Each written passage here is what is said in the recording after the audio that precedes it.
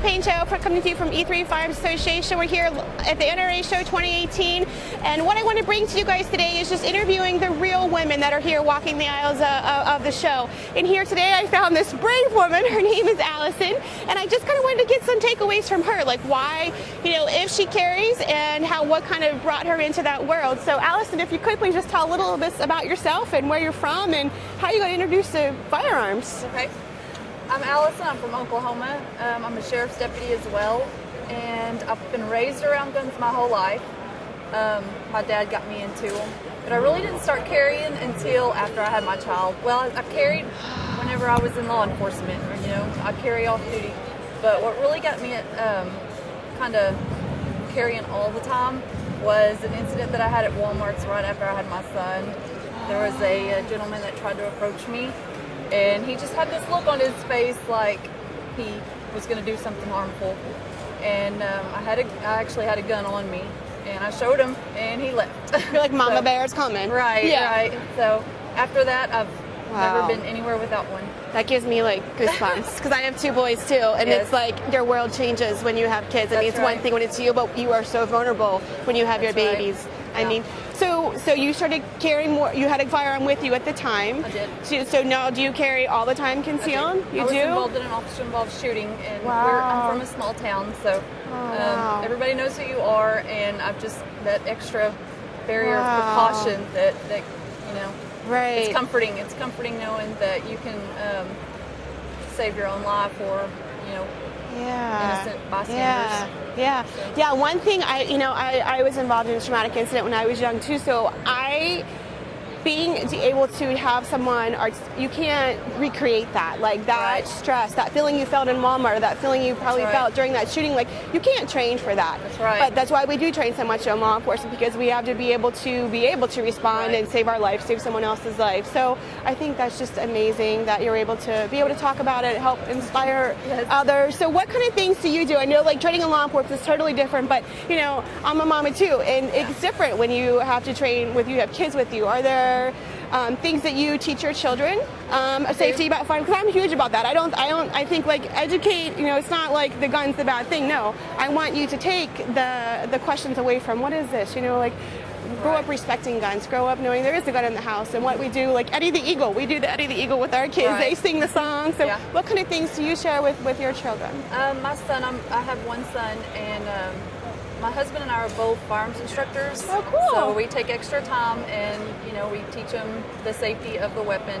He knows not to go near. I call it my tool belt. He knows not to go anywhere near my tool belt, and he knows all the general safety.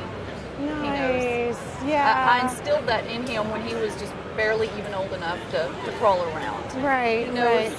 He knows if he sees a gun laying around, not to touch it. Yeah. All the little simple little things like that. You just instill it and kind of get it into their heads early. The earlier the better, because I really believe it's curiosity. Yes, kill the curiosity, like there's no, so when they're out not with you in our supervision, that they know the right thing to tell their friends to do. And yes. So what words of wisdom do you have for women that may be making that transition? We talked about before, but like, how do you train? Like, you're a firearms instructor, so I'm assuming you and your husband train together. But one thing everyone can't always get to the range. So what kind of things do you do at home with your husband to continue to build your confidence and your ability to be able to shoot? Yeah, the biggest thing for me is heart rate. You get your heart rate up, and you practice shooting with your heart rate up. You don't just go to the range. I mean, going to the range and just shooting is great, but you need to do drills, run around a couple of minutes, get your heart rate elevated, because your heart rate's going to be elevated when you're in a serious, deadly situation. Right. So the more you train that way, the better off you'll be whenever a situation, hopefully it doesn't happen, but if a situation doesn't happen. Right. And that's something that whenever I came back to work after my officer-involved shooting, I forced myself to run and do sprints and then come back and shoot.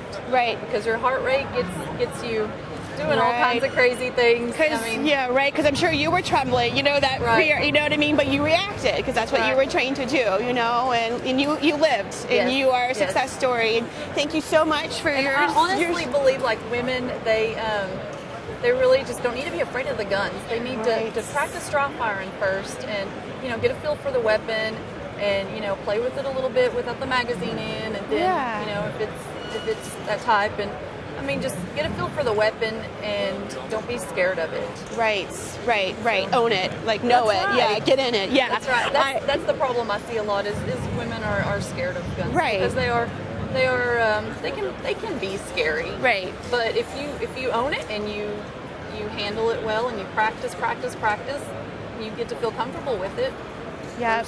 Problem. Build your confidence, and then That's know right. you're going to be able to handle that guy in the Walmart who approaches That's you and tries to right. challenge you or your baby, because it's not happening, right? That's right. Right. But you gave yourself the tools to be able to have an option to handle the situation, and that's one thing I want to give to our members and our followers is to give yourself those options. Yes. And if it be a firearm or less than lethal, just give yourself something. Yes. And if you're not, and I'm encouraged. My thing is a mindset. With what happened to me, I'm a sexual assault survivor. I was 17 years old. I never thought in a million years I would be in that situation. Right. But that was a different mindset then. So take away from that, what would I change differently?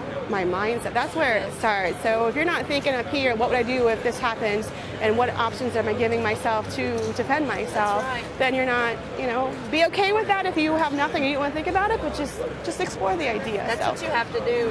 Is that's what I tell women whenever I do self-defense classes. I tell them, when you change your mindset, it's a completely different ballgame. Right. You have to be able to put yourself through mental scenarios, and you have to actually sit there and think, okay, can I kill somebody if they're trying to kidnap my child or trying to do harm to me or some innocent person? You actually have to have that mindset to deliver the consequences to the bad guy. Yep, and the confidence and the ability to pick up that gun and know how to, to neutralize that threat effectively. Yes. Right. Yes. Well, thank you so much again You're very for welcome. being a brave soul, and she just jumped in here and she rocked it. And we're keeping it real. These are real stories from real women walking the aisles of NRA 2018. Thank you so much.